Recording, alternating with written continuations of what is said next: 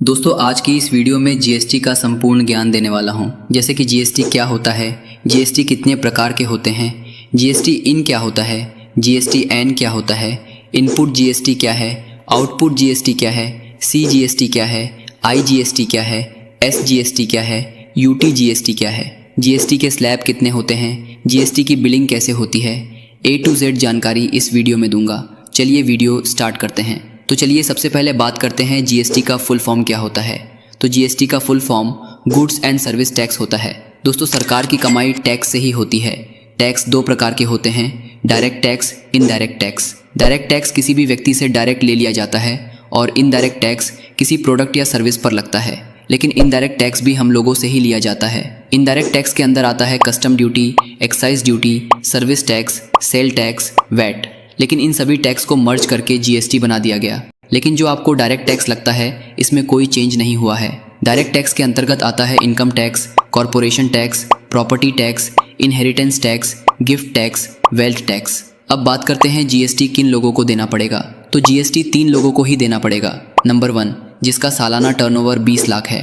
जैसे कि अगर आप 20 लाख का कोई सामान खरीद लेते हैं और उसे आप बेच देते हैं और आपको 1 लाख का प्रॉफिट होता है, तो आपका जो 1 लाख प्रॉफिट हुआ उससे कोई मतलब नहीं है।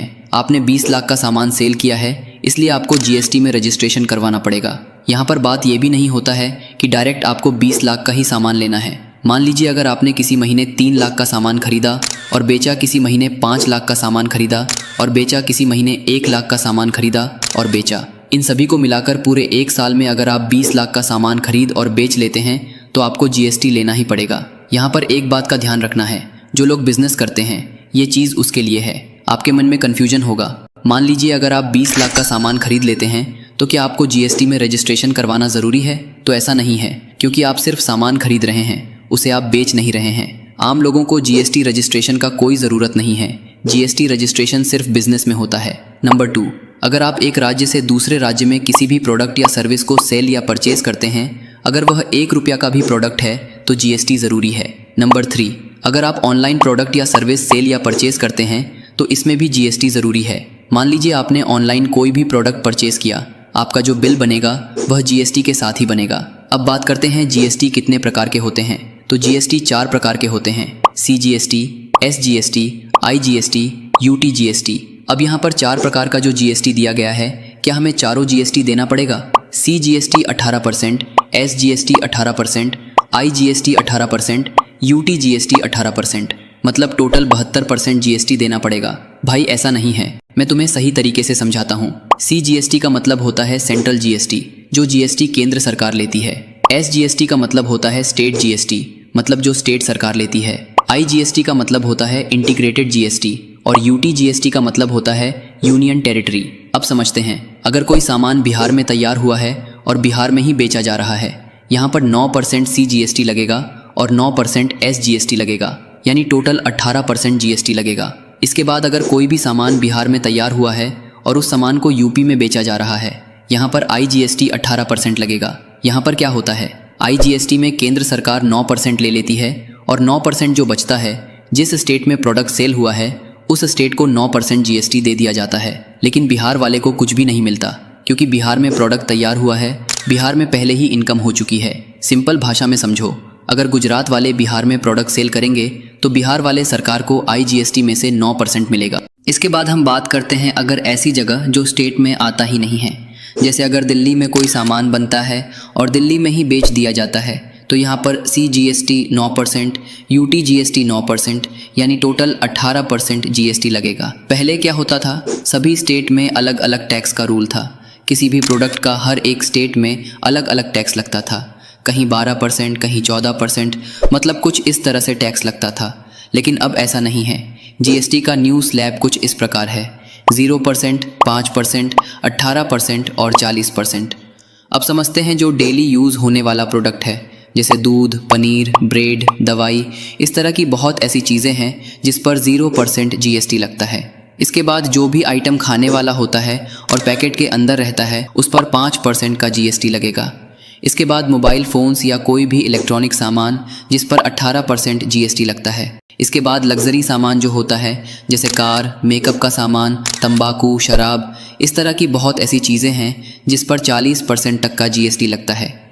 यहाँ पर मैंने कुछ ही प्रोडक्ट का डिटेल्स आपको बताया है क्योंकि सभी प्रोडक्ट का डिटेल बताना यहाँ पर संभव नहीं है, इसलिए आपको ये सारा डिटेल जीएसटी के वेबसाइट पर मिल जाएगा। अब समझते हैं इनपुट जीएसटी और आउटपुट जीएसटी क्या होता है। अगर आप बिज़नेस करते हैं, मान लीजिए हिंदुस्तान यूनिलीवर नाम का कोई कंपनी है जहाँ से आपने 100 रुपया का कोई सामान परचेज़ किया और उस 100 पर 18% जीएसटी लगाकर वो सामान आपको 118 रुपया में मिला। यहाँ पर जो 18 रुपया जीएसटी लगा इसे ही हम इनपुट जीएसटी कहते हैं। इसके बाद जब आप उस सामान को किसी दूसरे व्यक्ति को बेच दिया और उस व्यक्ति से जो भी आपको जीएसटी मिला उसे हम आउटपुट जीएसटी कहते हैं। अब यहाँ पर क्या होता है, मान लीजिए हिंदुस्तान यूनिलीवर से आपने 100 रुपये के प्रोडक्ट पर 18% जीएसटी देकर 118 रुपये में प्रोडक्ट खरीदा। अब उसी प्रोडक्ट को आपने किसी दूसरे व्यक्ति को 120 रुपया में बेच दिया और उस प्रोडक्ट पर 18% जीएसटी लगाकर 141 रुपये 60 पैसे पेमेंट ले लिया। यहाँ पर आपका आउटपुट जीएसटी जो है 21 रुपया 60 पैसे बनता है। आपको ये जीएसटी उस व्यक्ति से मिल चुका है जिस व्यक्ति को आपने प्रोडक्ट सेल किया है। अब आपको जीएसटी पोर्टल पर जाकर जीएसटी देना पड़ेगा। यहाँ पर आउटपुट जीएसटी 21 रुपया 60 पैसे में से 18 रुपया इनपुट जीएसटी घटाकर 3 रुपया 60 पैसे आपको जीएसटी देना पड़ेगा। दोस्तों, जीएसटी के रूप में जो टैक्स होता है वो टैक्स हमारे पास ही रह जाता है क्योंकि जिस व्यक्ति को मैंने सामान बेचा है उस व्यक्ति ने मुझे जीएसटी दिया है, तो वो जीएसटी अब हमें सरकार को देना है, जिसे हम जीएसटी रिटर्न कहते हैं, जिसको हम जीएसटी-आर के नाम से भी जानते हैं। अब बात करते हैं जीएसटी इन क्या होता है। जीएसटी इन का मतलब होता है जीएसटी आइडेंटिफिकेशन नंबर। आपको जो जीएसटी नंबर मिलता है, फर्स्ट का जो 2 लेटर होता है वो हमें बताता है कि आप किस स्टेट में बिजनेस कर रहे हैं। बीच का जो ये वाला लेटर होता है आपका पैन कार्ड नंबर होता है और लास्ट का 3 लेटर जो होता है वो कंप्यूटर ऑटोमेटिक जनरेट कर देता है। अब समझते हैं जीएसटी एन क्या होता है। जीएसटी एन का मतलब होता है जीएसटी नेटवर्क। मतलब आप इसी नेटवर्क पर जाकर जीएसटी पर अपना रजिस्ट्रेशन करते हैं और वहीं से आपको जीएसटी नंबर मिलता है और आप जीएसटी का कोई भी काम करते हैं।